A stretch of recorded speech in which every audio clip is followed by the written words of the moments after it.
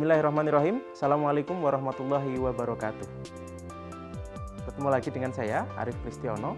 Saya merupakan mahasiswa PPL PPG dalam jabatan di Universitas Sriwijaya tahun 2021. Pada kesempatan hari ini, saya akan melakukan praktik pembelajaran yang kedua.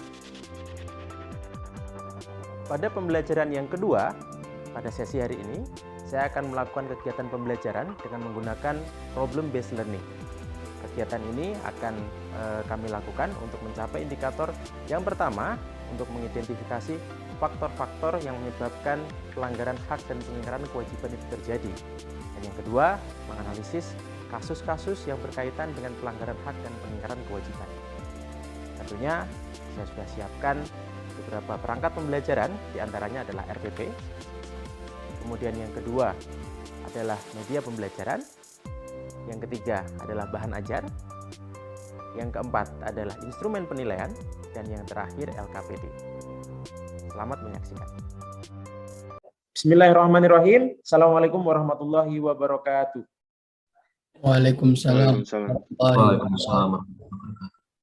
Baik anak-anakku semuanya, selamat datang kembali di kegiatan pembelajaran pada hari ini, hari Jumat di bulan September. Mudah-mudahan kita semuanya dalam keadaan sehat. Untuk itu, untuk mengawali aktivitas pembelajaran pada hari ini, marilah kita berdoa terlebih dahulu, sehingga nanti apa yang sudah kita usahakan secara maksimal ini mendapatkan ridho dari Allah Subhanahu wa Ta'ala, sehingga nanti ke depan bisa lebih mudah dan mendapatkan ilmu yang manfaat tentunya. Seperti itu. Silakan di antara anak-anak semua yang ingin memimpin doa. Saya, Pak. Baik, Nazwan. Silakan. Oke, semuanya alangkah baiknya kita berdoa dulu sebelum melaksanakan aktivitas hari ini. Dan berdoalah menurut kepercayaan dan agama dan kepercayaan masing-masing. Berdoa mulai.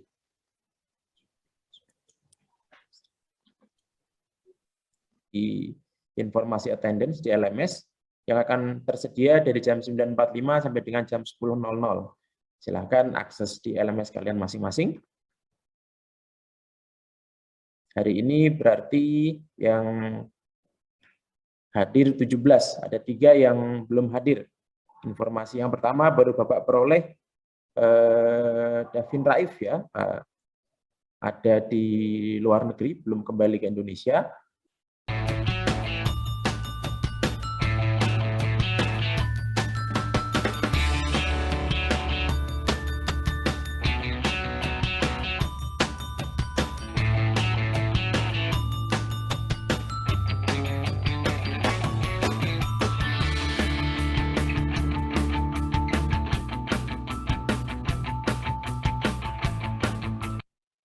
Iya, silakan. Ada yang mau menyampaikan pendapatnya? Apa kira-kira yang kita peroleh dari tayangan yang baru saja kita lihat tadi? Tahun, Pak. 100 tahun, betul sekali. Itu nanti adalah cita-cita Indonesia Emas tahun 2045. Mudah-mudahan kalian nanti yang sekarang ada di kelas 12 SMA ini pas 2045 sudah menjadi pionir di antara visi Indonesia 2045 itu. Mudah-mudahan ya. Baik, anak-anakku, silahkan kalian periksa tujuan pembelajaran yang akan kita lakukan pada hari ini. Itu sudah ada poin A sampai dengan poin E. Silahkan kalian bisa klik. Itu adalah apa yang akan kita lakukan pada kegiatan pembelajaran hari ini. Mulai dari tujuan secara spiritualnya, tujuan secara sosial, kemudian materi apa yang mau kita pelajari pada hari ini, tentang kasus-kasus pelanggaran hak dan pengingkaran kewajiban, kita akan identifikasi nanti.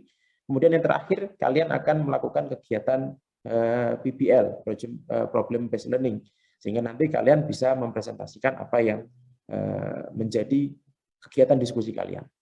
Itu ada poin-poinnya di sana. Nah, selanjutnya ini akan kita lakukan pada kegiatan pembelajaran hari ini. Yang pertama, Bapak akan memberikan orientasi kepada kalian tentang masalah apa yang tadi barusan yang nanti baru akan kita lihat, mohon maaf. Kemudian kita akan mengorganisasikan kalian menjadi beberapa kelompok, kemudian akan dibagi dalam breakout. Nanti Bapak akan memberikan bimbingan masing-masing dalam setiap kelompoknya melalui breakout room. Kemudian dikembangkan dan disajikan dalam bentuk hasil karya. Dan yang terakhir, mari kita evaluasi bagaimana hasil diskusi yang sudah kalian hasilkan. Nah, untuk penilaian yang akan kita lakukan anak-anak hari ini ada beberapa penilaian sesuai dengan tujuan yang sudah kita lihat tadi. Ada penilaian sikap, ada penilaian pengetahuan, ada penilaian keterampilan. Penilaian sikap itu tentu dalam proses pembelajaran secara utuh nantinya bertahap. Kemudian ada penilaian pengetahuan yang ada di LMS, dan ada juga LKPD untuk mengasah serta tumpukan sampah yang mengganggu keindahan kota. Namun sanksi sosial nyatanya belum cukup memaksa masyarakat menjadi lebih disiplin. Pemerintah Kabupaten Tuban akan melakukan pengetatan protokol kesehatan. Salah satunya menyiapkan sanksi tambahan bagi pelanggar yang dituangkan dalam peraturan Bupati. Sanksi tambahan berupa denda serta pidana. Dion Fajar Arianto, Tuban, Jawa Timur. Baik. Nah, itu tadi up to date ya, apa yang sedang kita alami bersama. Rame-rame kita menerapkan prokes, tetapi ada yang melakukan pelanggaran. Nah, kira-kira menurut kalian, silahkan dituliskan sebelum Bapak bagi dalam kelompok, tuliskan kenapa masalah dalam video tersebut kok bisa terjadi. Silahkan dituliskan dalam waktu 1 menit saja, silakan. Kenapa? Kira-kira kepentingan pribadi. Betul, salah satunya. Mantap sekali. Oke, baik. Ini adalah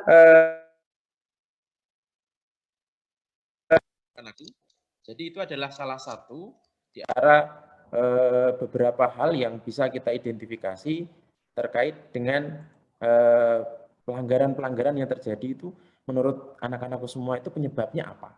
Nah, oleh karena itu kita akan bahas lebih lanjut lagi dalam kelompok. Ini adalah kelompok yang sudah kita bagi, sudah ada dalam LMS, dan ini kita akan berkelompok sesuai dengan nama-nama yang sudah Bapak bagi ada di sini. Yang pertama, ada kelompok 1, ada Davin, ada Adrianov, ada Abel, ada Rafka. Kira-kira apa nih? Singkat. Membuang sampah sembarangan salah satunya. Membuang sampah sembarangan. Tidak membayar pajak. Itu Pelanggaran. Faktor-faktor pelanggaran.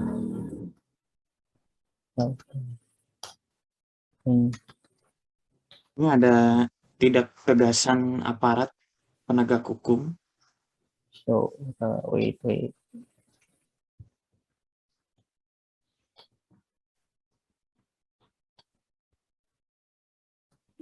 Sikap egoisnya, pelanggaran hak dan kewajiban itu terjadi di latar belakangi karena warga negara tidak dapat menikmati atau memperoleh haknya sebagaimana ditetapkan oleh undang-undang.